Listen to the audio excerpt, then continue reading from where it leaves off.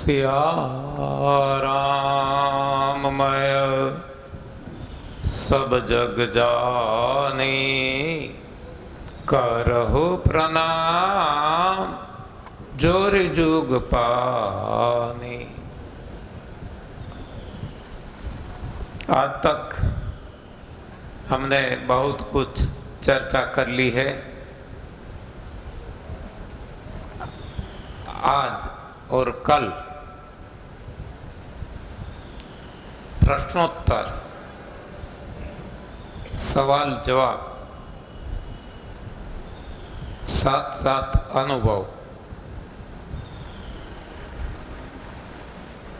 ये चलेंगे। तो जितने सवाल आए हैं एक के बाद एक हम लेते जाते हैं।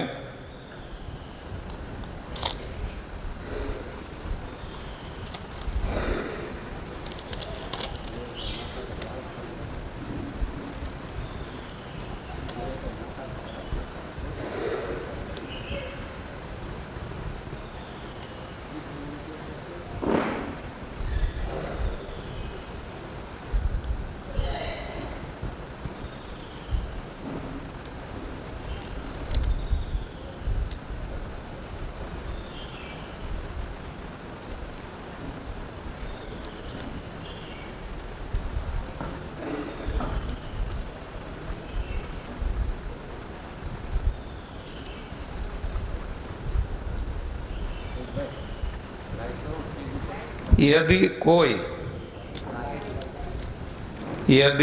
कोई रोगी पेशेंट या तो घर के सदस्य एनडीएस का प्रयोग न करना चाहे, भोजन न सुधारे और दवा लेना चाहे तो हमें क्या करना चाहिए? जो उनकी मर्जी, हम किसी को सुधार नहीं सकते। भगवान श्री कृष्ण भी अपनी वो यादव थे ना, तो अपने जो परिवार वाले यादवों को सुधार नहीं सके हैं। भगवान शिव जी अपनी पत्नी को नहीं सुधार सके हैं। भगवान राम जी अपनी पत्नी को नहीं सुधार सके हैं। तो हम कौन होते हैं? हम कौन से खेत की मूली, हाँ, कि हम किसी को सुधारे? वो ही होता है जो मंजूरे खुदा होता है। उनके भाग में नहीं है तो वो नहीं करेंगे, नहीं मानेंगे। हम कुछ भी नहीं कर सकते, उनके भाग पे छोड़ देना है।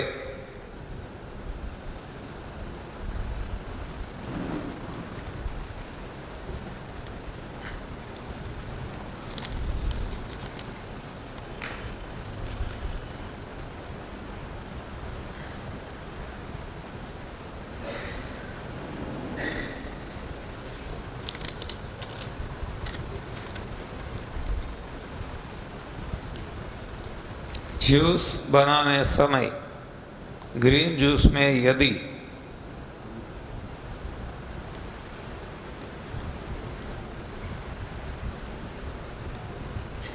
आंवला बाजार में उपलब्ध हो तो आंवला का प्रयोग आंवले का प्रयोग करना उचित है।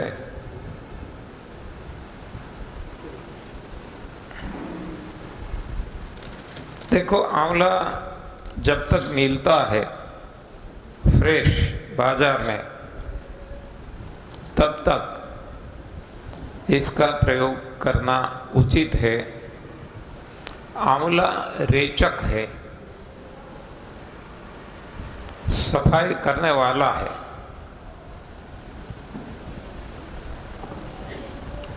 तो जिसको सफाई की आवश्यकता है ऐसे मरीज, ऐसे पेशेंट, ऐसे रोगी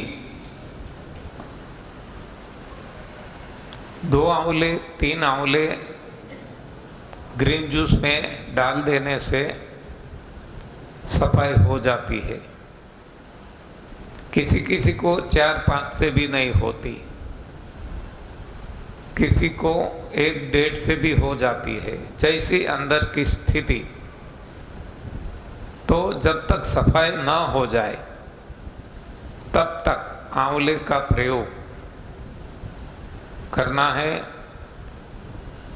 इसमें जो फ्रेश आंवले मिलते हैं तब तक फ्रेश, जब फ्रेश नहीं मिलते तब फ्रोज़न आंवले का उपयोग सेकंड प्रायोरिटी है।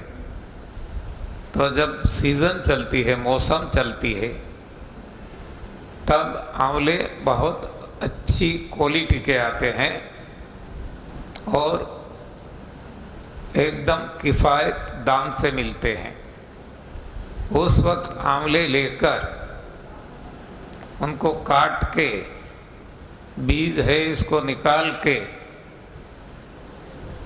एयर सील्ड प्लास्टिक बैग में या डिब्बे में डीप फ्रीजर में रखेंगे तो ये लंबे समय तक रहते हैं। जब हम यूएसए जाते हैं, कनाडा जाते हैं, यूके जाते हैं, तब वहाँ फ्रेश आंवले बहुत कम मिलते हैं,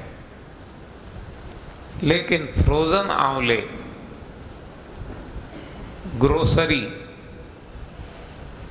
से मिल जाते हैं। तो वहाँ हम फ्रोज़न आंवले का ही उपयोग करते हैं और वो भी अच्छा परिणाम देता है। जब वो नहीं मिलता फ्रेश, तब ये सेकंड प्रायोरिटी है। अब हम फ्रोज़न नहीं कर सकते हैं कोई भी कारण से, तो आंवले को सुखाकर, ज़्यादा टेम्परेचर में नहीं सुखाना है, ऐसे हाँ डायरेक्ट सनरेज में, डायरेक्ट सनलाइट में भी नहीं सुखाना है, ऐसे कुछ शेड में रख के सुखाकर इसका पाउडर निकालेंगे। और ये भी स्लो प्रोसेस से निकाल सकते हैं। तो ज़्यादातर इनके जो गुण हैं, सत्व तत्व है, वो बच जाते हैं, इनका लाभ मिलता है। तो जो फैक्ट्री में बना हुआ, बाजार में जो पाउडर मिलता है, ये ना यूज़ करें। लेकिन हमारे घर पे हम खुद शेड में रखकर स्लो प्रोसेस से पाउडर करके इसका प्रयोग करेंगे तो ये तुलना में जो बाज़ार में मिलता है, इसकी तुलना में ज़्यादा फायदेमंद रहेगा। तो फर्स्ट प्रायोरिटी है फ्रेश आंवले, सेकंड फ्रोज़न, एंड थर्ड हमने खुद स्लो प्रोसेस से बनाया हुआ आंवले का पाउडर। इसकी क्वांटिटी हमें खुद तय करना है। कम से कम एक बार ये आंवले का पाउडर लेने से, या तो आंवला फ्रेश या तो फ्रोज़न, एक बार पेट अच्छी तरह से साफ होना, टॉयलेट अच्छी तरह से जाना जरूरी है। इस हिसाब से हमें क्वांटिटी रेगुलेट करना है, कम या ज़्यादा। बाद में यदि हम आंवला लेना चाहते हैं तो इतना ज़्यादा नहीं लेना कि जिससे वो लैक्सेटिव इफेक्ट करें, यानी कि रेचक। अब कम लेना है। आंवले वैसे बहुत अच्छे हैं, हर दिन भी उपयोग कर सकते हैं, लेकिन मात्रा कम रखनी है। तो आंवले को आयुर्वेद में त्रिदोष शामक कहा गया है। वात पित्त कफ का समन करने वाला कहा गया है।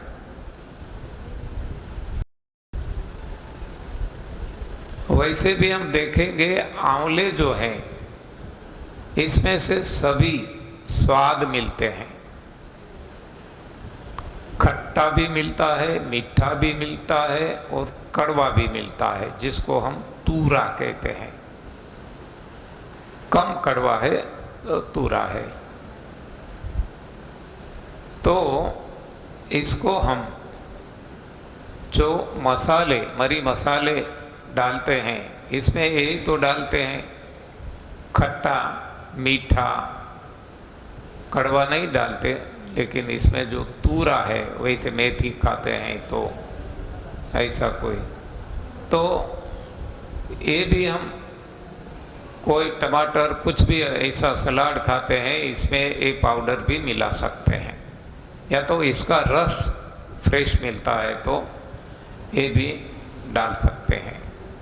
इस तरह आंवले का उपयोग भी बहुत अच्छा रिजल्ट देता है, ऐसा हमारा अनुभव है।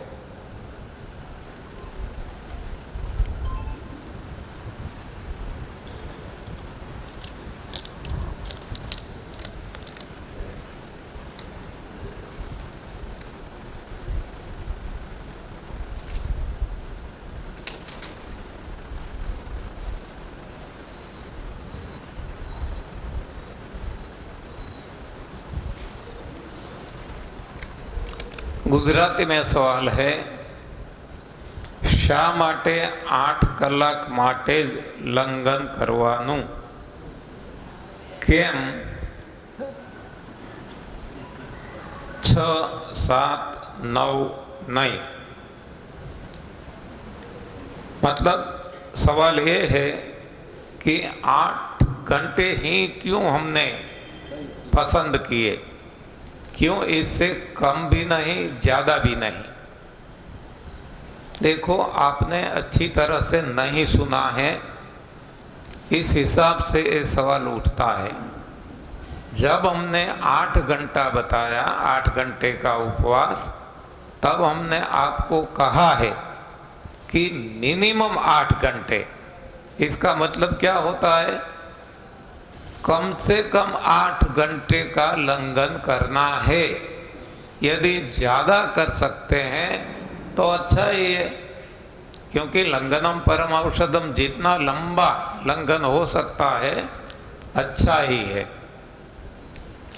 दूसरा हम कहे तो 8 घंटे के पीछे एक लॉजिक ये है, तर्क है, लॉजिक है। हाँ, बाकी तो यही है कि ज़्यादा से ज़्यादा करना है। लेकिन 8 घंटे क्यों पसंद किए? तो इसके पीछे एक लॉजिक ये है कि 24 घंटों का एक दिन होता है। जो हम खाते हैं इसमें 3 प्रक्रिया होती है। एक है खाने की, पचाने की और सफाई करने की। तो खाने का समय, पचाने का समय और सफाई, यानी जिस लंघन से सफाई होती है, तो ये तीनों को हमने सरखे हिस्से में बांट दिया है।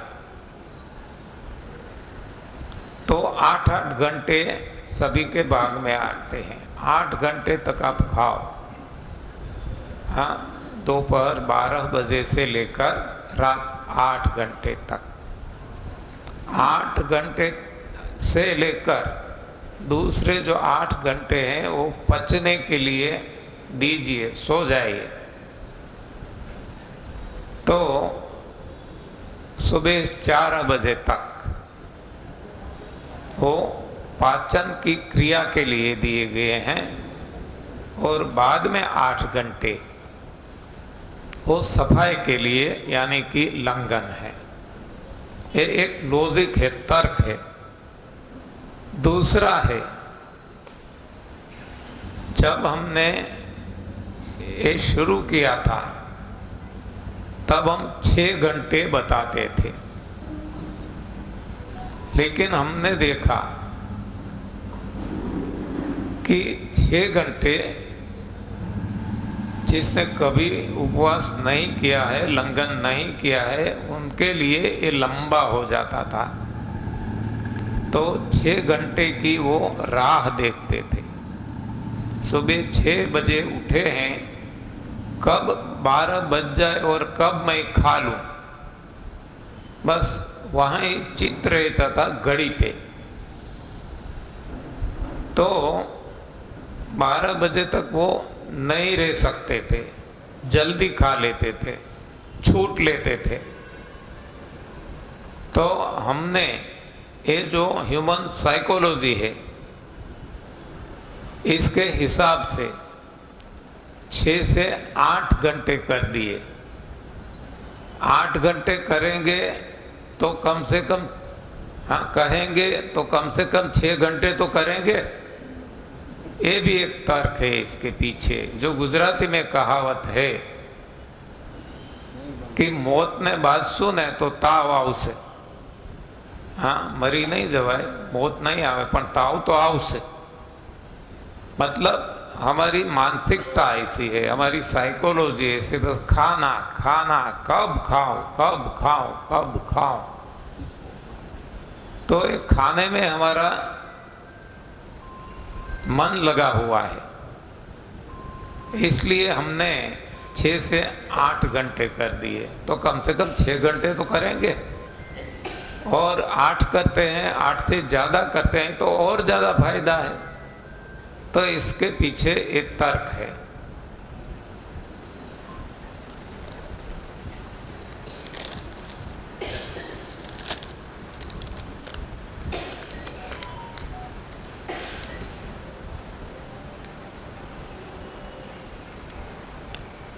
गुजराती में सवाल है, निर्जला अपवास કેટલા કરી શકાય એક સાથે?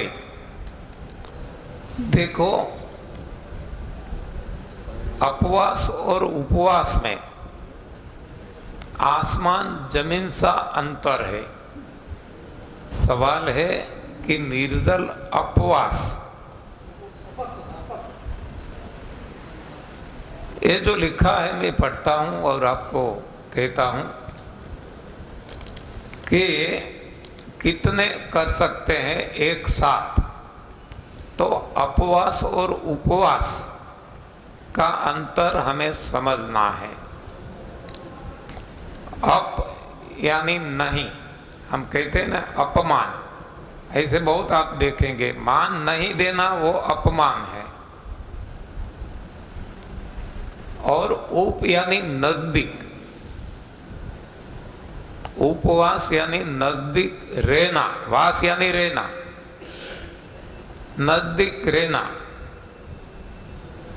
आत्मा और परमात्मा की बात करें, स्पिरिचुअलिटी की, तो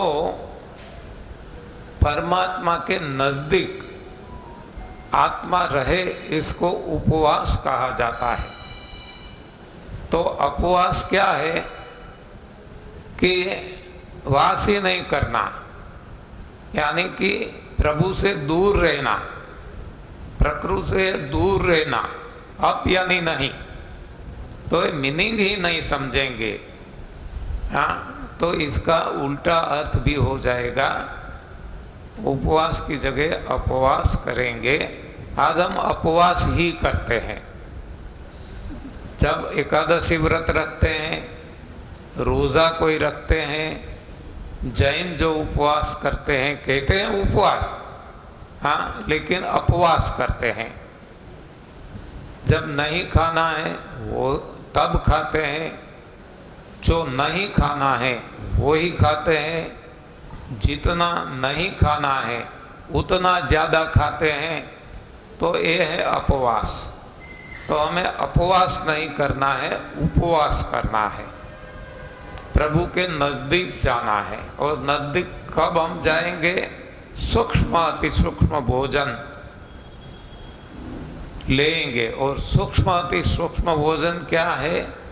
सूक्ष्म भोजन कहे तो ये हवा प्रकाश पानी है, ये सूक्ष्म है। पानी भी सूक्ष्म में नहीं है, वो स्थूल में आ जाता है।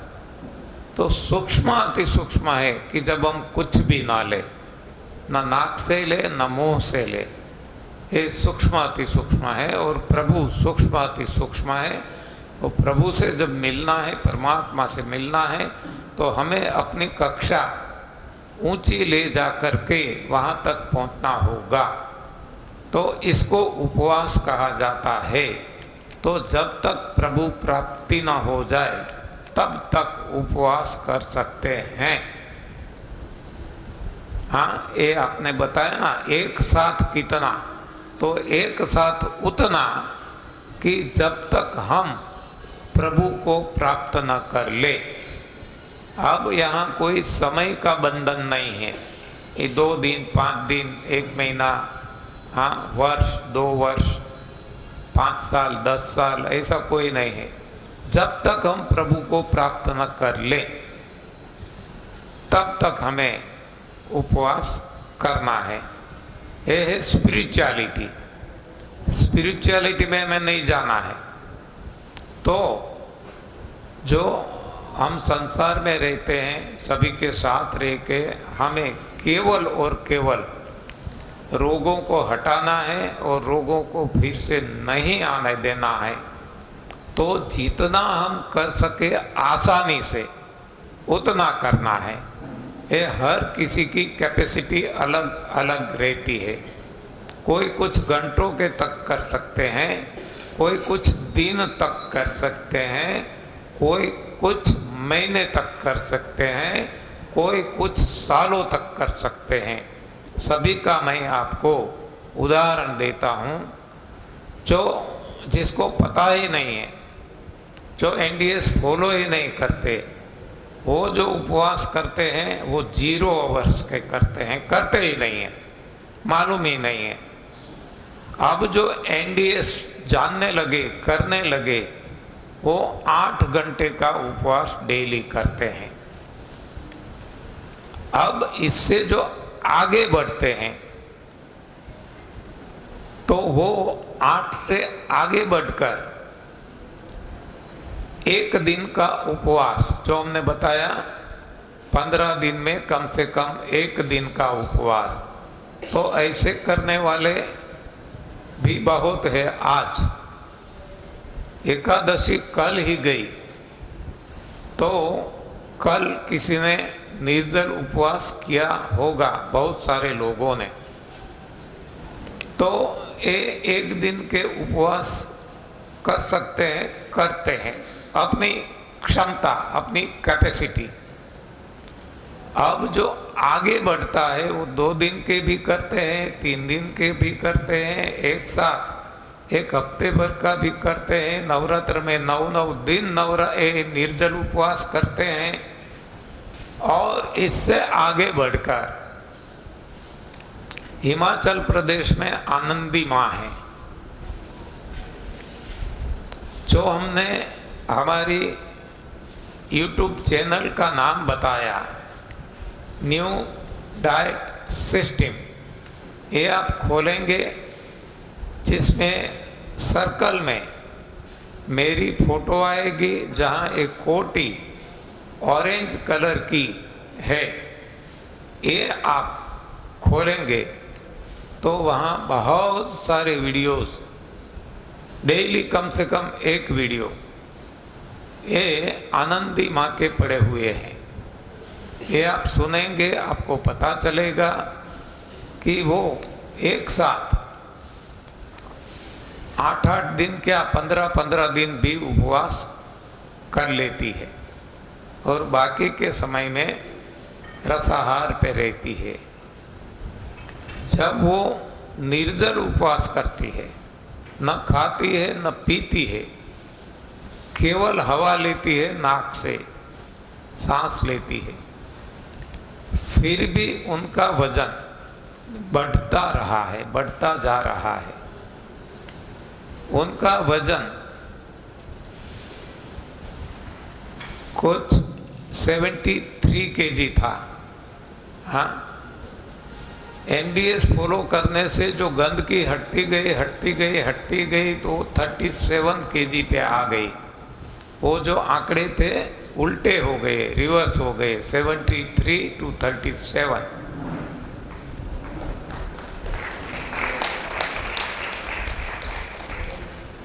आप सराहना करते हैं, अच्छी बात है, क्योंकि आप जानते हैं उपवास उत्तम है, खाना खराब है। बाकी वो सन्यासी नहीं है, हिमालयन में रहकर अपना आश्रम है, साधना करती है, तो वहाँ उनके जो साथीदार है वो हर कोई सन्यासी है। तो ये सन्यासी लोग भी खाने में पड़े हैं। तो ये लोग जब इसका वजन कम होता गया, इनको डांटने लगे, मर जाएगी, खा तू खा। हाँ, तो ये संसार में होता ऐसा नहीं है, सन्यासी भी वो ही है। हाँ, केवल कपड़े बदल दिए, वो मानसिकता नहीं बदली। एक संत थे, जब मैं बड़ौदा सर्विस करता था, तब उन्होंने यही अपनी स्थिति बताते हुए कहा, धर्म में नहीं बताता, किसी को अच्छा भी ना लगे बुरा लगे, तो उन्होंने कहा कि हमने संसार छोड़ दिया, लेकिन हम खाने का नहीं छोड़ सकते, स्वाद नहीं छोड़ सकते। हाँ, उनको पता था, वो इंडियस फॉलोअर थे, बहुत योगासन करते थे। हाँ, वॉकिंग करते थे, जॉगिंग करते थे, फिर भी वजन 115-120 केजी रहता था। वो मानते थे कि मैं उपवास करता हूँ, लेकिन इसमें भी गलती करते थे। जब उनको ये पता चला, हमने समझाया, तब उन्होंने एक्सेप्ट किया कि आपकी बात सही है, हम संसार छोड़ सके, लेकिन जीभ का स्वाद नहीं छोड़ सकते, खाना नहीं छोड़ सकते। तो ऐसा ही हिमालय में जो संत रहते हैं, ज़्यादातर, हर कोई ऐसे नहीं होते, तो वो दबाव डालने लगे आनंदी माँ पे कि खाना शुरू कर दो, मर जाएगी, देखो तो सही। हाँ, मांस बिल्कुल नहीं रहा, हड्डी और चमड़ी ही दिखती है, लेकिन इसको पूरा भरोसा था, उनको मालूम था, तो उन्होंने छोड़ा नहीं और निर्जल उपवास पे आ गई। और धीरे धीरे धीरे निर्जल उपवास बढ़ाते बढ़ाते बढ़ाते 15-15 दिन लगातार करने लगी और उनका वजन जो 37 केजी हो गया था, वो आज 55 केजी है, बिना खाए पिए। तो उनकी वीडियोस है, आप देखो, अवश्य देखो। हाँ, यूट्यूब चैनल जो न्यू डाइट सिस्टम है, इस पे हैं, आप सब्सक्राइब कर लेंगे, वो नोटिफिकेशंस भी मिलता रहेगा। वो आप सबको पता है, मुझे समझाने की आवश्यकता नहीं है। लेकिन वो हर दिन मैं 3-4 वीडियोस तो अपलोड करता ही हूँ।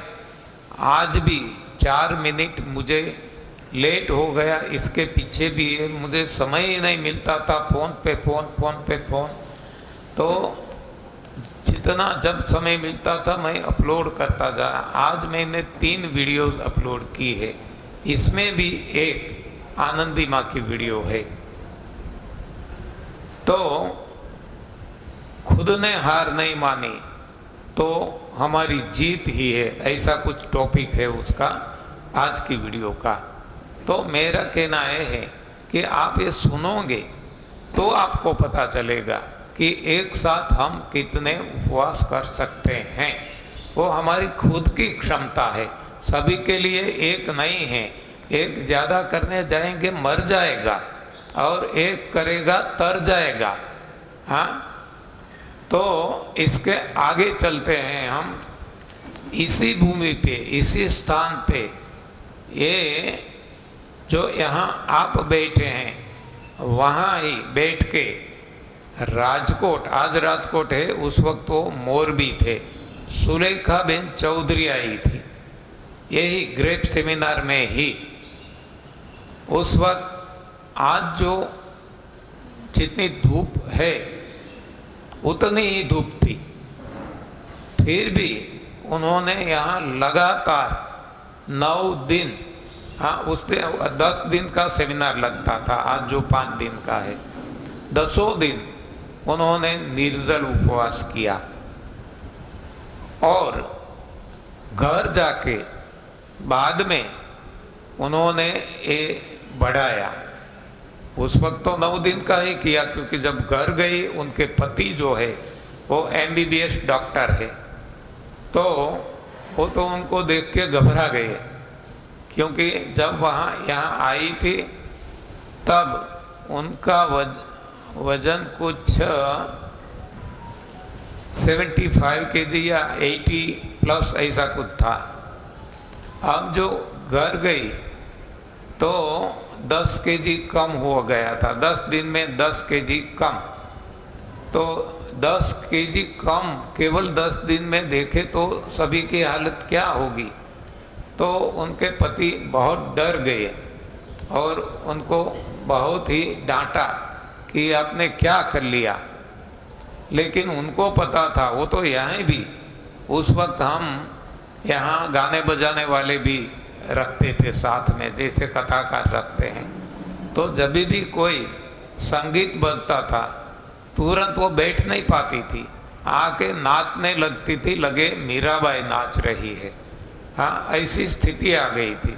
अपना अनुभव वो बताती थी और कहती थी कि मैं सो नहीं पाती हूँ, हाँ रात को नींद नहीं आती, क्योंकि मैं भगवान से बातें करती हूँ और मेरी आँखों में से हर्षाश्रु गंगा जमुना बहती ही रहती है।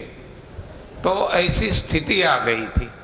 और इसमें जो आनंद आता था और न कोई थकान, हाँ हर कोई जो अंगूर खाने वाले वो आराम करते थे, वो आराम भी नहीं करती थी। जो कूड़ा कचरा जो कहीं सफाई वो सब करती थी, सेवा करती थी। तो इसने अपने फास्टिंग धीरे धीरे धीरे बढ़ाए, तो लगातार 30 दिन वो बार बार उपवास करती है। और ऐसे करते करते 30 दिन कर लिया, दबाव आया, पति अपने संतानों के ओर से तो छोड़ देना पड़ता, तो रसार पे रहती। तो इस तरह 2 साल में, 2 साल यानी 730 डेज, 730 दिन में 500 से ज़्यादा दिन तक उन्होंने ये निर्जल उपवास किए हैं। तो ये अपनी क्षमता है।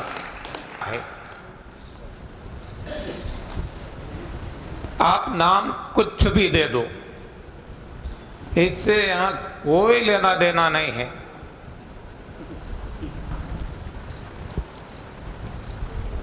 कायम माटे ये रोग जतो रहे तो शू करवूं, कितनी बार हम आपको समझाएंगे।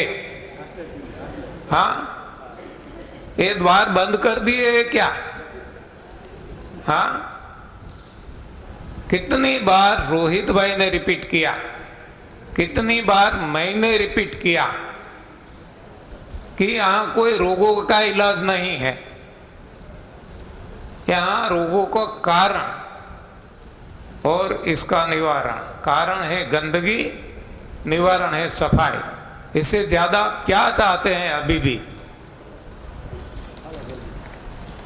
पानी केटलू दिवस में पीवू जोईए, जेटली तरस लागे एटलू। અમે 28 વર્ષથી પીધું નથી। हाँ, पानी कितना पिया जा सकता है या तो पीना चाहिए। यहाँ कोई स्टैंडर्ड नहीं है। मैंने पहले भी आपको बता दिया है कि जब भी आपके मन में कोई सवाल उठते हैं, आप सृष्टि में दृष्टि कीजिए। हाथी कभी सोचता है मुझे कितना पानी चाहिए एक दिन में, घोड़ा सोचता है, चिड़िया सोचती है, कोई भी प्राणी सोचता है।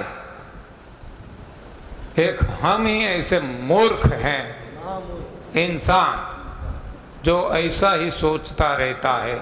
और ये मूर्ख किसने बनाया? किसने बनाया? विज्ञान ने। और विज्ञान कौन हमें पढ़ाता है? शिक्षा। तो एक गलत शिक्षा की वजह से आज हम मूर्ख बन चुके। एक गलत शिक्षा की वजह से मैं इलेक्ट्रिकल इंजीनियर बना। ये गलत शिक्षा से ही लोग डॉक्टर बनते हैं। ये गलत शिक्षा ही से ही लोग एमबी बनते हैं। हाँ, जो भी बिजनेस क्या कहते हैं, हाँ जो भी है। तो ये गलत शिक्षा की वजह है कि हमें मानव को दानव बना दिया, हमें रोबोट बना दिया, हमें तोता बना दिया। तोता आप जानते हैं ना, पैरट, पोपट, जिसको जो हम पढ़ाते हैं वो ही बोलता है। राम राम पढ़ाते हैं तो राम राम बोलता रहेगा, गालियां पढ़ाएंगे तो गालियां बोलता रहेगा। तो ये सारी शिक्षा पढ़कर हम तोते बन गए हैं। जो भी हमें सिखाया गया वो ही हम बोलते हैं। इसके अलावा हमारी बुद्धि से तो हम कुछ सोचते भी नहीं हैं। भगवान ने सुपर सेंस दी है, लेकिन हमने सुपर सेंस तो जाने दो, कॉमन सेंस भी गंवा दी है। कोई नहीं है, कोई भी पढ़े लिखे की जरूरत नहीं है। ये गलत शिक्षा की मैं बात करता हूं। कल भी मैंने बताया था, मत पढ़ाइए आपके संतानों को ऐसी शिक्षा जो खुद को ही खत्म करने वाली है। अवश्य पढ़ाइए आपके संतानों को ऐसी शिक्षा जो खुद को खुदा से मिलाने वाली है।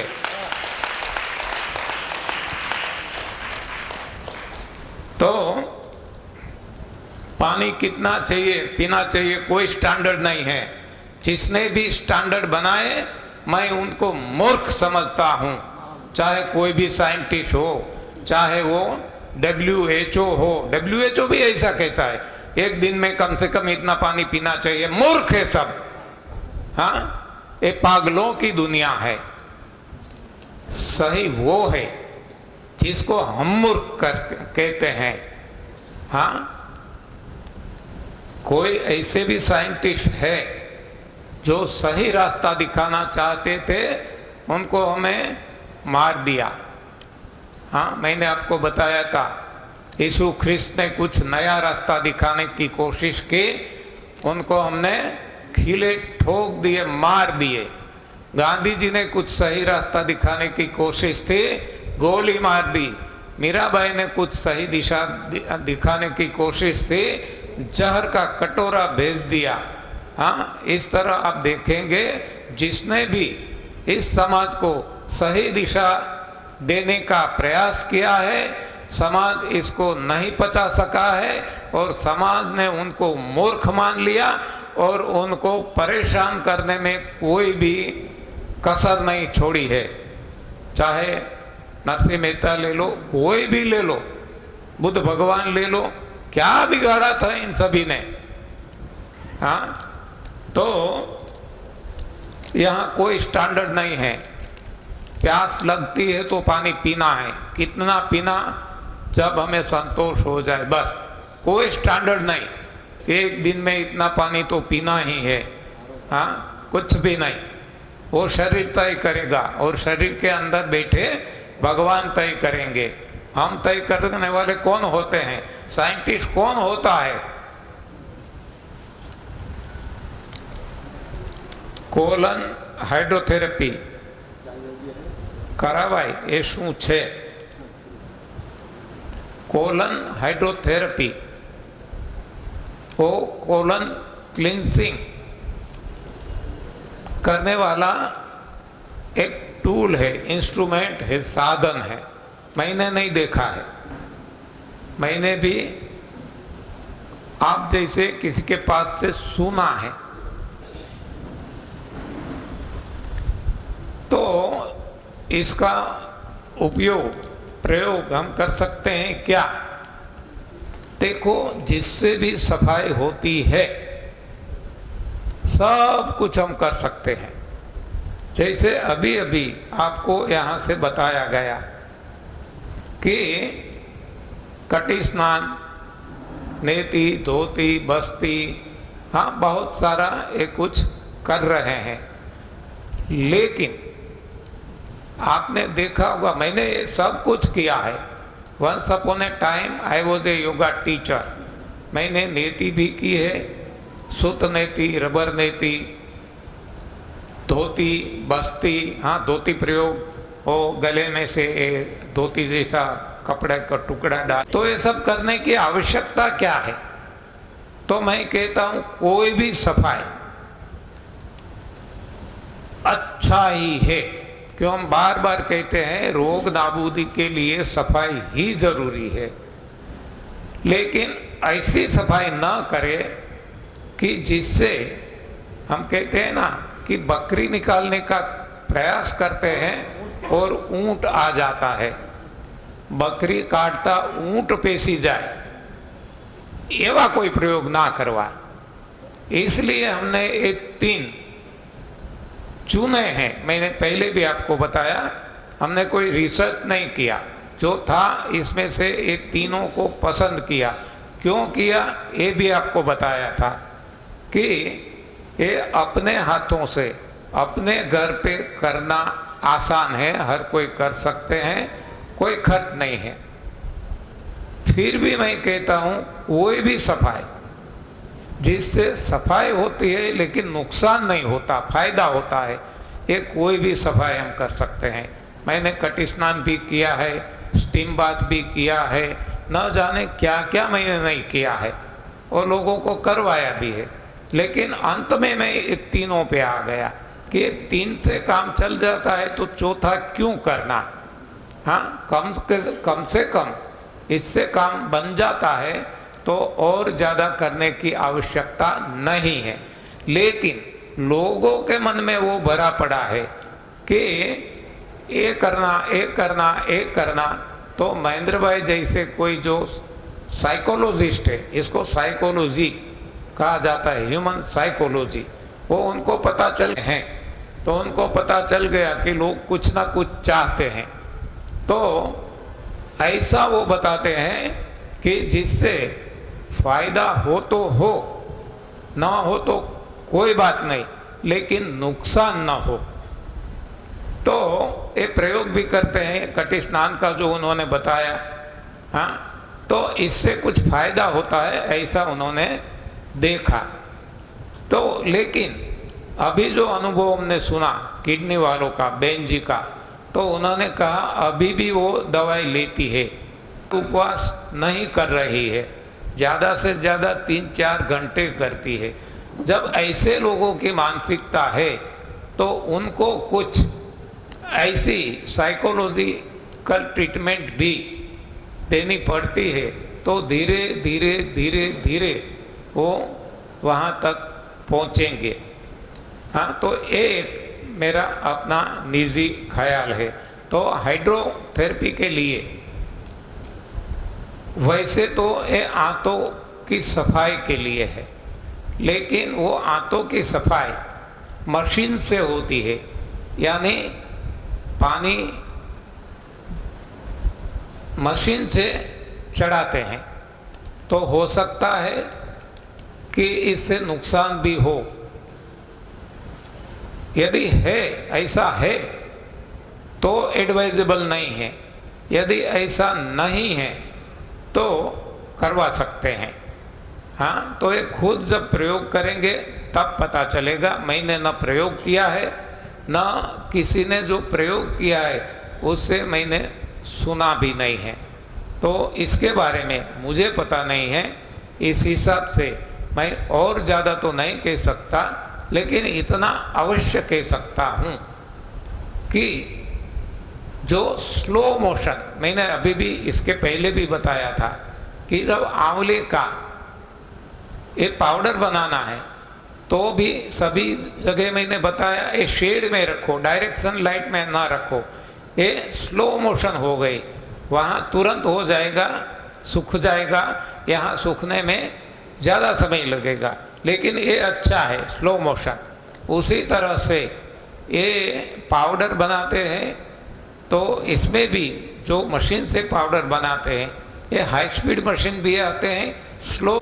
तो ऐसे स्लो मोशन से जो प्रोसेस होगी इसमें वो सत्व तत्व बने रहेंगे, ये मैंने पहले ही बता दिया। तो ऐसी ही बात यहाँ हाइड्रोथेरेपी में है। जो हम ये लेते हैं पानी, ये एकदम कम प्रेशर से जाता है, स्लो मोशन, तो जो नुकसान नहीं पहुँचाता। और जो हाई स्पीड से जाएगा वो नुकसान की संभावना है। नहीं यदि नुकसान होता, मैं फिर से रिपीट करता हूँ, नहीं नुकसान होता तो करवा सकते हैं, लेकिन मेरे हिसाब से तो करवाने के लिए आपको वहाँ जाना पड़ेगा या तो मशीन लेना पड़ेगा। तो ऐसी झंझट में क्यों पड़ना जब हम हमारे घर पे आसानी से कर सकते हैं। हाँ, और स्लो मोशन है और हमें परिणाम मिलता है, तो फिर इसमें जाने की आवश्यकता क्या। फिर भी जिसको करवाना है वो खुद प्रयोग करके खुद निश्चय करे।